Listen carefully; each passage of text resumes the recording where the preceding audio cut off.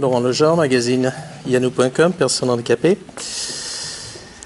Je n'ai pas lu dans le rapport que vous nous avez remis, le rapport en interne RFF-SNCF, d'impact du rabotage de quai sur l'accessibilité au matériel existant, c'est-à-dire les AGC et les T2N, ancienne génération, mais qui sont pas si vieux que ça.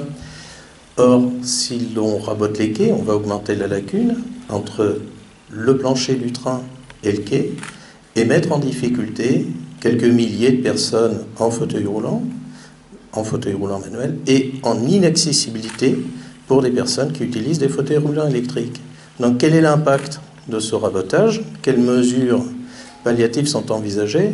Et d'autre part, de manière plus politique, est-ce que vous reprenez à votre compte les déclarations de votre ministre, Ségolène Royal, appuyées par la sénatrice Claire Campion, qui, l'une et l'autre, disent que ce ratage serait une excellente occasion d'accélérer la mise en accessibilité des quais et des trains, alors même que le gouvernement s'apprête à le repousser jusqu'à 2024. Alors, sur la première question, j'ai partiellement répondu en disant qu'à partir de ce rapport, les procédures de dialogue devaient permettre à l'RFF et SNCF de prendre en compte la nécessité, et c'est ma demande et c'est ma commande, de l'accessibilité sur les quais. Donc, c'est pour moi un des aspects, et n'est pas le moindre, sur cette question, de sorte que ces travaux soient aussi l'occasion de mettre l'accent sur l'accessibilité et que les conséquences des travaux soient aussi vues sous l'aune de ces difficultés d'accessibilité.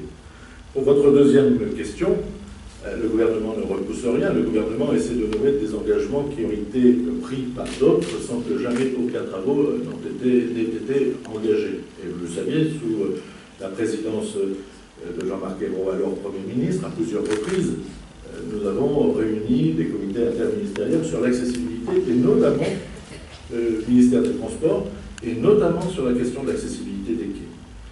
Donc il ne s'agit pas de repousser, il s'agit au contraire de constater combien la carence est grande, puisque de mémoire la loi était de 2008, que l'objectif était de 2015, et que cet objectif ne peut pas être tenu, puisque entre 2008 et 2015, très peu...